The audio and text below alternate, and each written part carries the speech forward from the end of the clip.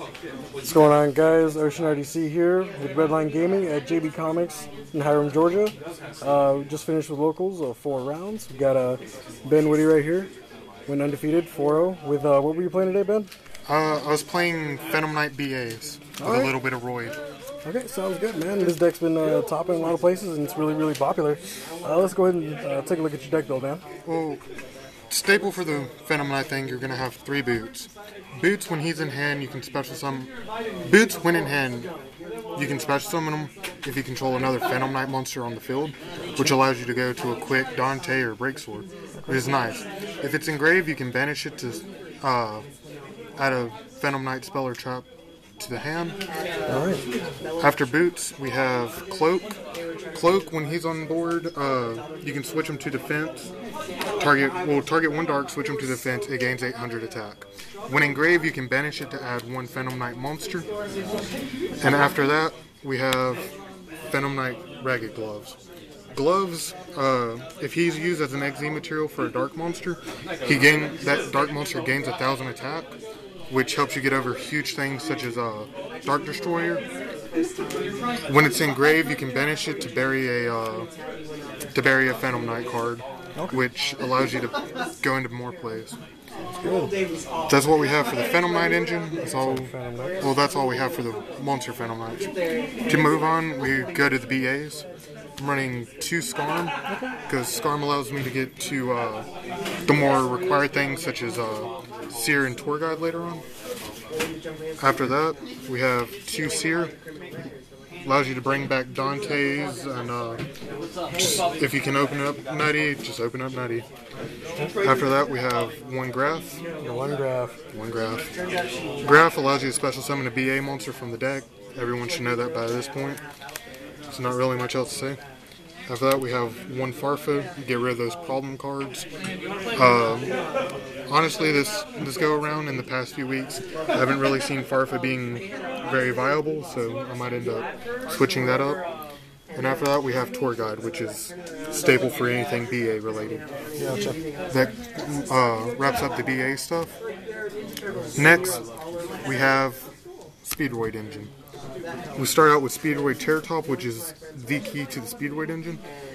If you control non-monsters, you can special summon him, and if he's normal or special, you can search out a Speedroid monster from the deck. Which your normal searches will be the Boomerang. When you control a Wind-type monster, you can special summon him from hand. And as you see, they're both level 3s, so it allows you to make your pretty much everything in your extra deck. After that, we have Triad Dice, which is the tuner of everything. Pretty much to allow you to go into Trish, Virgil if you really want to run it, but I don't really see Virgil being useful. After that, we have 1 Minko. Now, this is what was interesting to me, was Minko in the main. How well did that play out for you? Minko in the main saved me way too many times over this past month. For issues like Pepe, 1 occasion Monarchs, and majority of the time Cosmos. Because when you just open up not so great, and you have to face down a huge board that's potentially going to OTK you, just summon that in attack, special summon him in attack when they declare an attack, switches all their stuff to defense. Gotcha. And on top of it, later on, you see him being a level 4. I'll explain later why that actually matters. But that's pretty much it for our Speedroids. Gotcha. And to finish up the monsters, we have 1 Mathematician. 1 math. Alright. Math, with this deck, you want a lot of stuff in the graveyard because that's where all your resources are. So he's kind of self-explanatory. Okay. And with him being a 3, go into more plays, and if he gets destroyed, you get more draw power. Sounds good. To move on, we got Foolish Burial for the spells, which is kind of staple for anything that you're going to be doing engrave related. After that, we have Reinforcements of the Army. Reinforcements of the Army targets all of the Phantom Knight monsters. Majority of the time, you're going to go grab Boots because that's what you really need. After that, we have 2 Dark Hole, mostly to deal with Cosmo, Pepe too, but it's mostly a Cosmo. It mostly helps with Cosmo. And to add on to that, we have one Regeki. Regeki, self-explanatory. And for a spell card that my friend Marshall Holiday came up with, or figured out, 2 magical planners, because every bit of the traps in this are continuous, so it's more draw power, more advantage. It's a great card. And so when you had this, how well did it play out for you when you drew it? I'm gonna be honest. There was quite a few times where it was just a brick, worthless. Like one occasion, 3 weeks ago, when I pulled second place here, I opened up 2 magic planners and 2 fog blades with a tour guide. I ended up having to sit on the fog blades.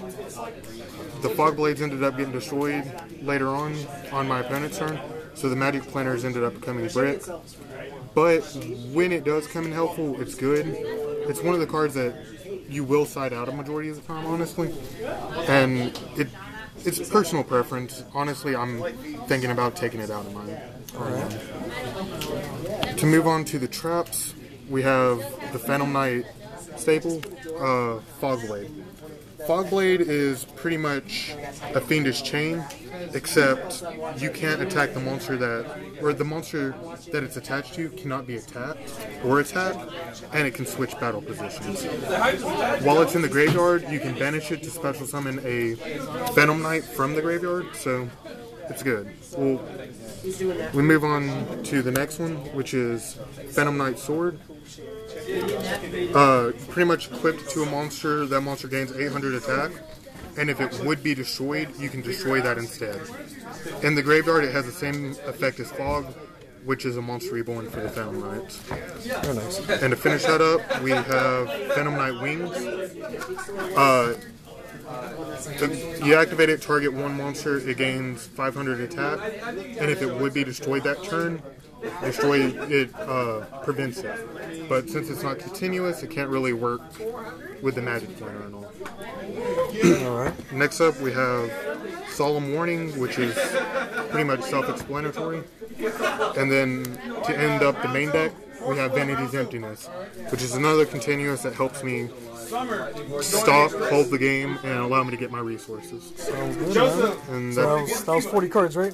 Yes. 40 cards. Alright, let's move on to the extra deck real quick. Let's see what you were playing in there.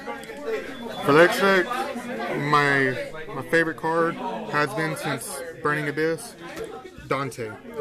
I'm only running them at 2 for the simple fact there's a lot of stuff you need to try and fit in this extra deck, which kind of makes me sad because I love Dante in this. The mill 3, putting a lot of resources in the graveyard like you need, it's great.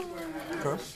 Next card, we have 3 Phantom Knight of Breaksword. Phantom Knight of Breaksword is pretty much Diamond Direwolf, but better.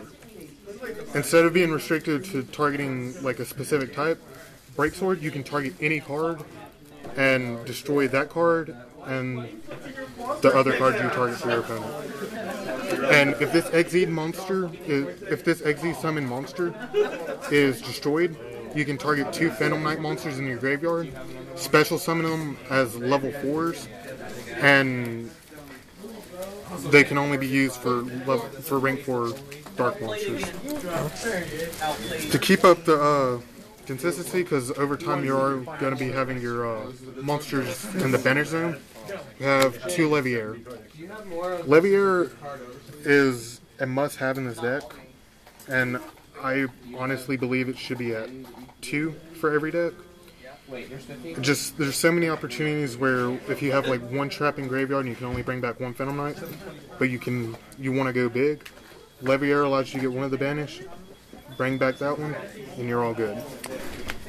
So round up the rank 3s with 1 Nightmare Shark for those moments where your opponent's only sitting at 2,000 and you just want to end it. Okay. To start out with the level 4s, we have 1 Downward Magician, which was a thing, which was staple in pretty much every BA. When you're done, used up your Dante, just pop it on there, and you have Big Beater. or any of your rank 3s, really. To move on to the dark rank 4s, we have one Dark Rebellion Dragon, which he pretty much detach 2 materials, target a monster. He gains half of that monster's attack, and that monster loses half of its attack. It's something to help get over big things. Sadly, it doesn't really work for Cosmo too well. To continue on, we have number 66, Master Key Beetle. Key Beetle, pretty much, you detach, target a card, and it keeps that card safe. Really, I honestly hardly ever go into Key Beetle, but there's some opportunities where you really have to. Next, we have Evil Swarm Thanatos. Thanatos. Hard name, who cares? Thanatos, pretty much detach a material from him. He can't be targeted by other cards, and he's sitting at a 2350, so he's pretty big.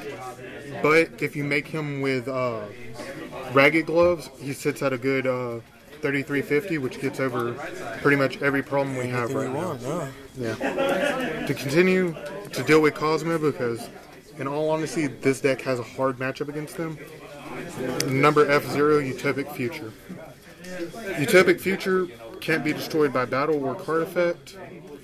Well, it can, but you detach a material, keep it safe. When it attacks, any battle damage involving him is pretty much cancelled.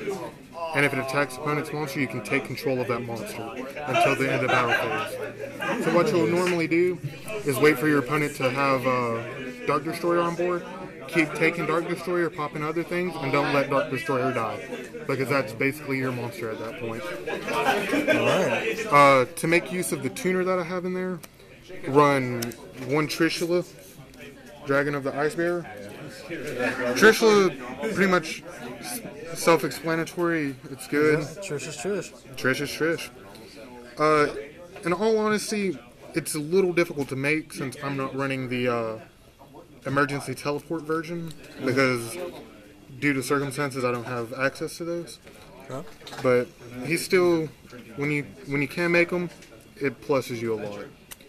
And for the last card of my extra deck, Cyber Dragon Infinity. So this is definitely one of the cards that I was going to ask you about. How often do you make this card, Ben? Infinity, I probably make it once a tournament, honestly. Usually I wait for, I usually have it in here for Pepe, for the simple fact, XZ Universe, which I side deck, allows me to target 2 XZ monsters on the field, send them to the grave, and I get to special summon a monster whose level is equal to or one below, or equal to or one below or above that, and then attach his to it as material.